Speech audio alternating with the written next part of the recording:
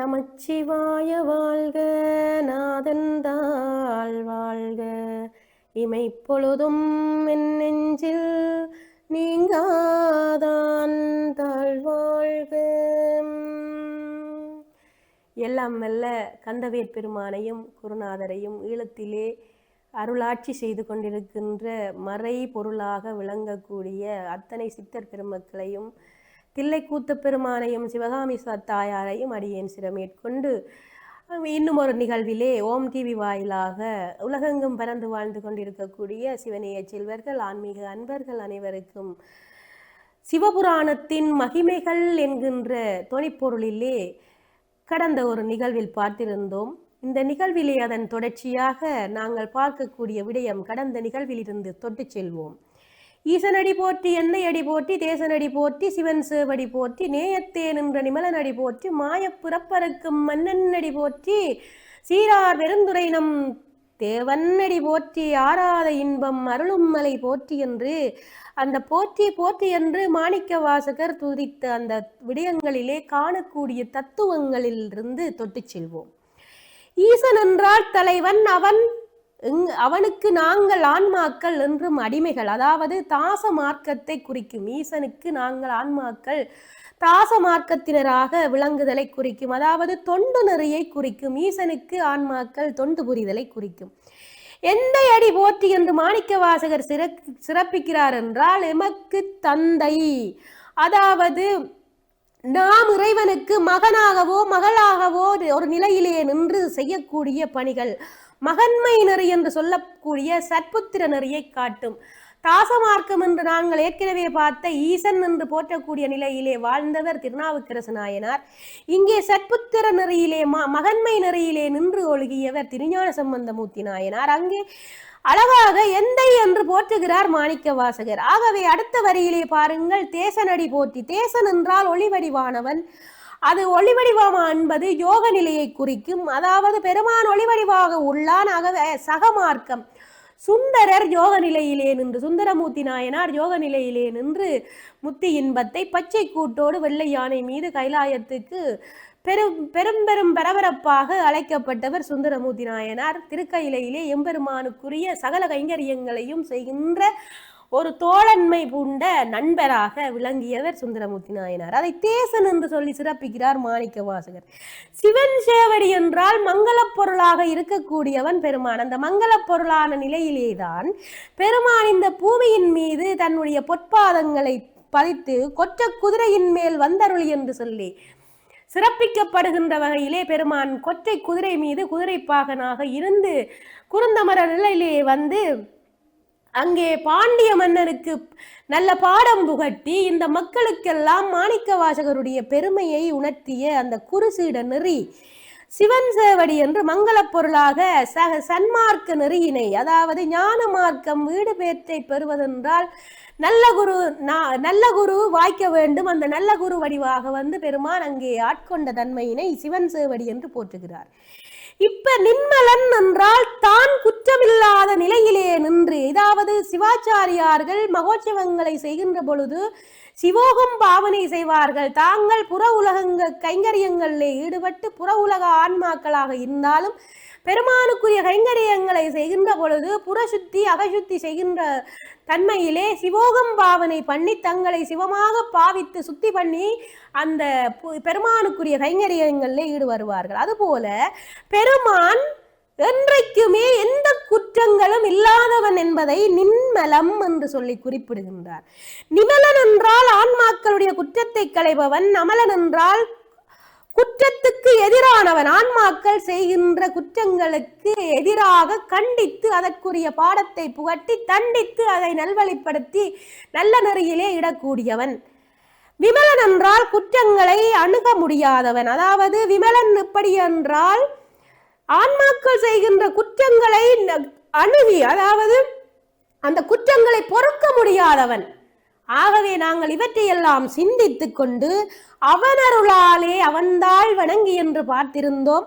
அந்த அவனருளாலே தான் நாங்கள் அவனுடைய தாளை பணிய முடியும் என்கின்ற அற்புதமான செய்தியோடு விட்டிருந்தோம். அதனைத் தொடர்ந்து நாங்கள் பார்க்க வேண்டிய விடயம், நின்னில் சிறந்தது நின் தாளினை என்று இறைவன் தாளே சிறந்த என்று சொல்லி பரிபாடல் சிறப்பிக்கின்றது. பெருமானுடைய கருணையை பாருங்கள். நின்னில் சிறந்தது நின் தாளினை தாடலை போல் கூடி தானிகளா வேற்றின்ப கூடலை நீ ஏகம் என கொள்ளென்று சித்தாந்தம் சொல்லும் எங்களுடைய சைவ சித்தாந்தம். இறைவன் தாளை பற்றுதலே ஆன்மாக்களுக்கு வீடு பேர் தரும். அப்ப இறைவனுடைய தாளை இங்கே மாணிக்க வாசகர் பற்றுகிறார். அதனாலே அவனருளாலே அவன் தாள் வணங்கி என்று போற்றுகிறார். ஒன்றை நினைக்கின் அது ஒழுந்திட்டு ஒன்றாகும் அன்றி அது வரினும் அவ்வந்தைதும் ஒன்றை நினையாது முன்வந்து நிற்பினும் நிற்கும் எனையாளும் ஈசன் செயல் என்று சொல்லி ஔவையார் பாடுகிறார். சோதியனே தொன்னூருளே தோன்றா பெருமையனே என்பதில் பெருமானுக்கு இருளே தோன்றாது. அவன் எப்பொழுதுமே சுயம் பிரகாசமானவன், சோதிவ சொரூபமானவன். அதற்காகத்தான் நாங்கள் விளக்கு வகைகளை பாருங்கள். பல்லக விளக்கு என்று சொல்லப்படுவது இந்த பல்லோரும் பல்லுலகிலும் காணக்கூடிய சூரிய சந்திரர்களாகிய இருசுடர்கள் என்று போற்றக்கூடிய இந்த சூரிய சந்திரர்கள் பல்லக விளக்கு. அது எல்லோரும் காணலாம், எல்லா உயிரினங்களும் காணலாம், எல்லா உயிர்களுக்கும் எந்த பேதமும் இல்லாமல் ஒளியை கொடுக்கக்கூடியவன். சொல்லக விளக்கு என்றால் அறிவு விளக்கு, அதாவது அறிவு விளக்காக விளங்கக்கூடிய பெருமான் ஞானகுருவாக ஆன்மாக்களுக்கு அங்கே ஞானத்தை நல்குகின்றான். அந்த ஆன்மாக்களிடத்திலே இருக்கின்ற அறிவு ஞானம் என்கின்றது தான் அந்த சொல்லக விளக்காக பரிணமிக்கின்றது. இல்லக விளக்கு என்றால் ஒவ்வொருவரும் தங்கள் தங்கள் வீடுகளிலே பெருமானை எண்ணி தங்களுக்கு நல்லருள் கிடைக்க வேண்டும் என்று காலையிலும் மாலையிலும் ஏற்றப்படுகின்ற அந்த தீப ஒளி இல்லக விளக்கது. நல்லக விளக்கது என்றால் நமச்சிவாய. நமச்சிவாய என்பது ஆணவமாகிய இருளை அறியாமையை நீக்கி இந்த ஆன்மாவை நல்லக விளக்காக ஒளிரச் செய்வது இந்த நல்லக விளக்கது. அந்த நல்லக விளக்கை ஒளிரச் செய்கின்ற பக்குவம் நமச்சிவாய என்ற சொல்லுக்கு நம் மந்திரத்துக்கு மட்டுமே உள்ளது. இப்படியாக இங்கு சோதி சொரூபமாக இறைவன் அந்த லட்சணத்தில் இருக்கிறான் என்பதை மாணிக்க வாசகர் கூறுவதை நாங்கள் காணலாம். பெருமான் திருப்பெருந்துறையிலே காந்த கல் கவர்வது போல குருந்தமர நிழலிலே மாணிக்க வாசக பெருமானை எப்படி கவர்ந்தெழுத்தார் என்பதற்கு அகச்சான்றுகளாக நிலந்தன் மேல் வந்தருளி நீழ்கடல்கள் காட்டி ஈர்த்து என்னை ஆட்கொண்ட எந்தை பெருமான் கண்ணுதலான் தன் கருணை கண்காட்ட வந்தெய்தி கோகலியாண்ட குருமனிதன் தாழ்வாழ்க மெய்யே உன் பொன்னடிகள் கண்டு இன்று வீடுற்றேன். மெய்யே உன் பொன்னடிகள் கண்டு இன்று வீடுற்றேன். 32வது செய்யுளிலே 32வது வயதில் மாணிக்க வாசகர் முத்தி நிலை சிவசாயுச்சியம் அடைகிறார். அந்த நேரத்திலே 32வது பாடலிலே பாருங்கள் அன்பர்களே, மாணிக்க வாசகர் அதி அற்புதமாக சொல்லுகிறார்.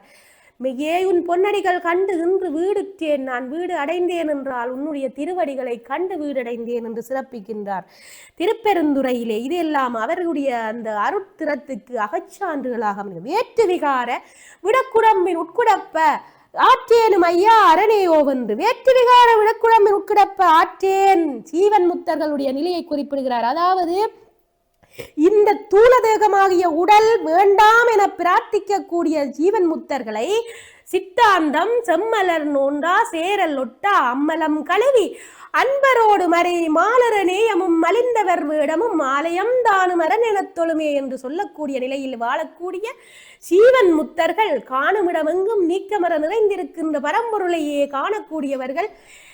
வாடிய பயிரை கண்ட போதெல்லாம் வாடினேன் என்று வள்ளலார் சொன்னார். அங்கே வாடிய பயிரிலும் அவர் சிவத்தை கண்டார். அதுபோல இந்த ஜீவன் முக்தர்கள் எல்லாம் எங்கும் காணக்கூடிய சிவப்பரம்பொருள் வடிவமாக இருக்கக்கூடிய ஜீவன் முக்தர்கள் உடம்பு வேண்டாம் என்று பிரார்த்தித்து பெருமானிடத்திலே உயிருக்கு வேறானது இந்த உடம்பு.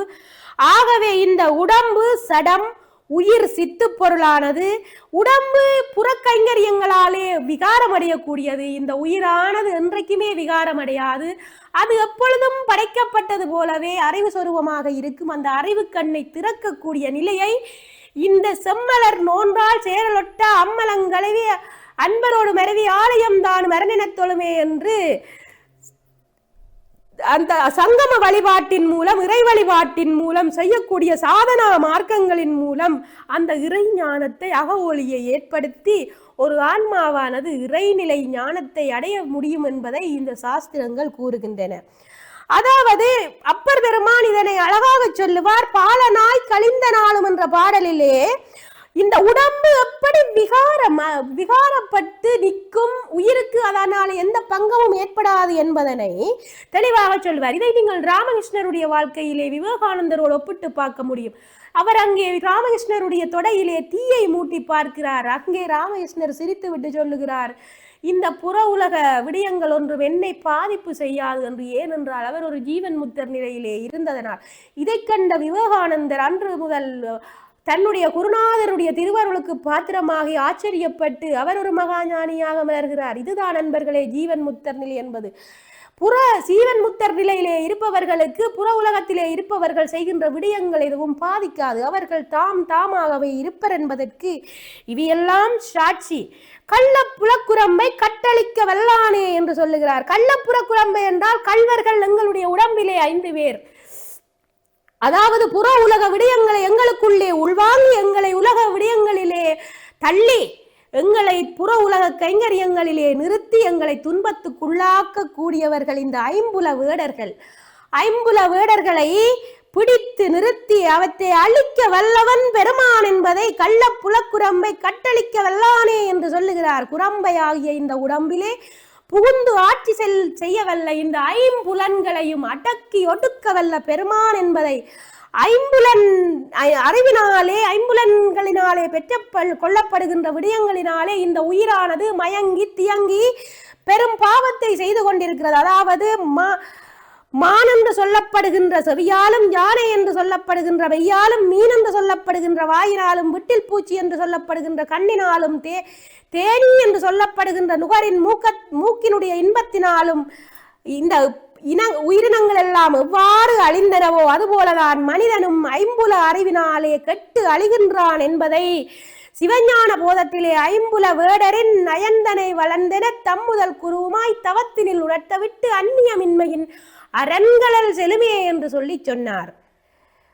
அதாவது மன்னவந்தன் மகன் வேடரிடத்திலே வளர்ந்து என்று சித்தியார் சிறப்பிக்கின்றது. அதாவது 8ஆம் சூத்திரத்திலே மிக அழகாக சொல்லுவதைத்தான் இந்த கள்ள புலக்குரம்பை கட்டளிக்க வல்லானே என்று ஒரு வரியில் மாணிக்க வாசகர் சிறப்பித்திருக்கிறார். இந்த புலன்களை எல்லாம் கட்டி ஆண்டு எங்களை நல்ல நெறிப்படுத்த வல்லவன் பெருமான் என்கின்ற அற்புத செய்தியை சொல்லுகிறார். அடுத்ததை பாருங்கள். உய்ய என் உள்ளத்துள் ஓங்காரமாய் நின்று சொல்வடிவாகத்தான் நாங்கள் ஒன்றை அறிகிறோம். நாங்கள் சொல்லுகின்ற பொழுது, நான் இப்பொழுது ஒரு விடயத்தை சொல்லிக் கொண்டிருக்கின்றேன், அந்த சொல்லின் வடிவமாக நீங்கள் ஒரு தகவலை அறிந்து கொண்டிருக்கின்றீர்கள். ஆனால் ஓம் என்பது மூல எழுத்து. இந்த மூல எழுத்தாகிய ஓங்காரத்தை 5ஆக பிரித்தார்கள். எப்படி என்று சொன்னால், நாதம், விந்து, ஆ, ஊ, ம, அகார உகார மகாரங்கள். நாதம், விந்து, அகார உகார மகாரங்கள் என்று 5 வடிவங்களாக இந்த ஓம்காரத்தை பிரித்தார்கள். அதாவது நாதம் என்றால் அசையாத ஓசை, அது அசையாது, எப்பொழுதும் அப்படியே இருக்கும்.